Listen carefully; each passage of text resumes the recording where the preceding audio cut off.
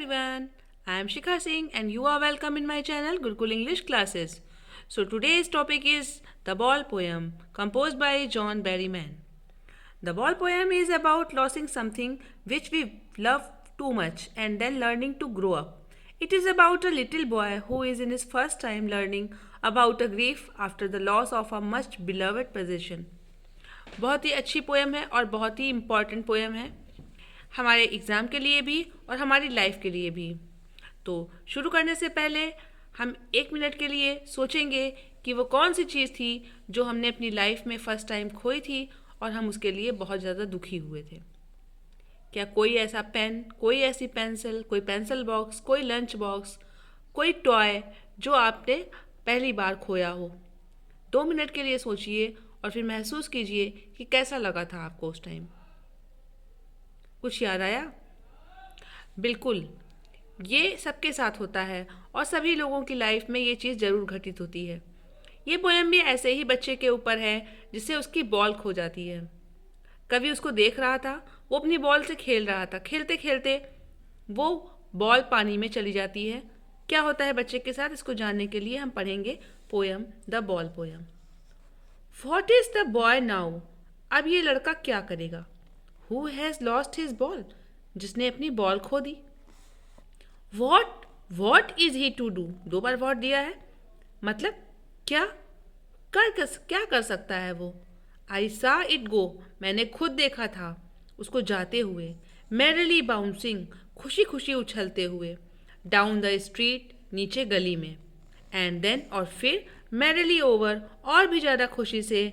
There it is in the water, वो सीधे पानी में चली गई।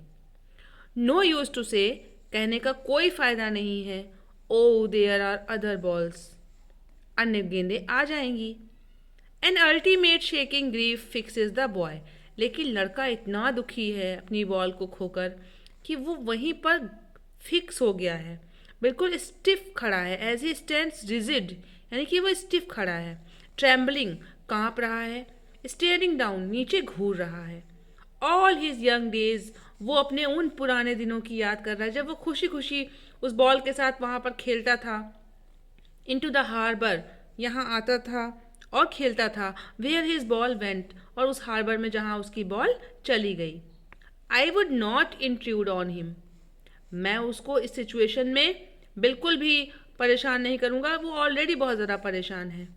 अ डाइम, मैं चाहूँ तो डाइम दे सकता हूँ। डाइम जो होते हैं वो 10 सेंट्स होते हैं, यूएस में चलते हैं। और उससे अनदर बॉल, एक दूसरी गेंद आ जाएगी। इज़ वर्थलेस, लेकिन ये बेकार होगा। नाउ, अब।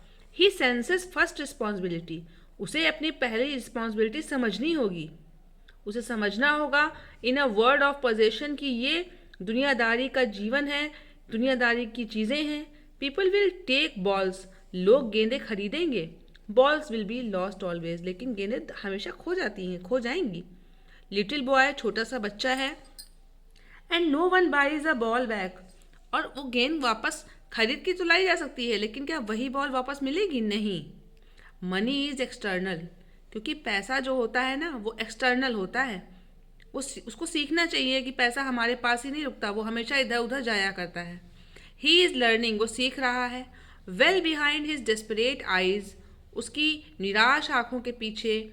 The epistemology of loss, epistemology एक ग्रीक वर्ड है जिसमें एपिस्टेम का मतलब होता है ज्ञान। वो ये ज्ञान सीख रहा है, वो ये चीज़ सीख रहा है, अपने आप को जानना कि क्या मैंने जो खो दिया है वो मुझे वापस मिलेगा। क्या अगर मैं यहाँ पर ना खेल के उसको पार्क में खेल रहा होता तो क्या मेरी गेंद वापस जाती? गेंद पानी में जाती? नहीं। ये स्ट्रीट कोई गेंद खेलने की जगह नहीं है, लेकिन उस बच्चे ने ये नहीं सोचा। वो तो चुपचाप आया और अपनी गेंद खेलना शुरू कर दिया और गेंद वहाँ से कहीं चली गई। लेकिन अब उसको अपनी रिस्पॉन्सिबिलिटी का एहसास होगा कि अगर मैंने गेंद को केयर से रखा होता तो वो इस तरीके से नहीं खोती।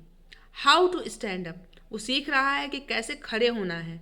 नोइंग, वो जान रहा है। What every man must one day know, जिसको प्रत्येक व्यक्ति को एक दिन जानना ही चाहिए।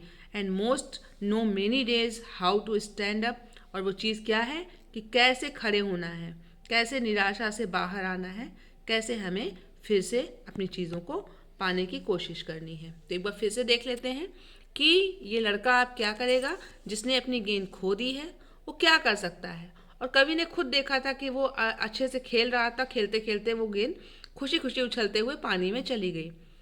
अगर कवि चाहे तो उसको 10 सेंट ला करके दे सकता है और उसकी गेंद वापस ला सकता है, लेकिन लड़का अपने ही दुख में दुखी है, बहुत ज़्यादा चुपचाप खड़ा हुआ है, कांप रहा है, उस डर के मारे वो बिल्कुल जड़ जड़ हो गया है। उसको समझ में नहीं आ रहा है कि वो क्या करे, और उसके पूरे दिन उसको मेमोराइज हो रहे हैं जो उसने उस गेंद के साथ बिताए थे, क्योंकि वो उसकी बहुत फेवरेट बॉल थी।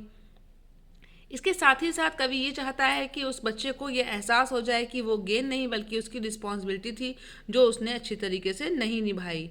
और दुनिया में जो भी चीज़ें आती हैं वो खो जाती हैं। लोग हमेशा जो चीज़ें खरीदते हैं वो चीज़ें उनके पास हमेशा नहीं रहती हैं। और इस तरह की बातें करते हुए वो धीरे धीरे से वो लड़का यहाँ पर दुनिया में जो एपिस्टेमोलॉजी होती है, यानी कि जो ज्ञान होता है समझदारी का, वो ज्ञान वो सीख जाएगा।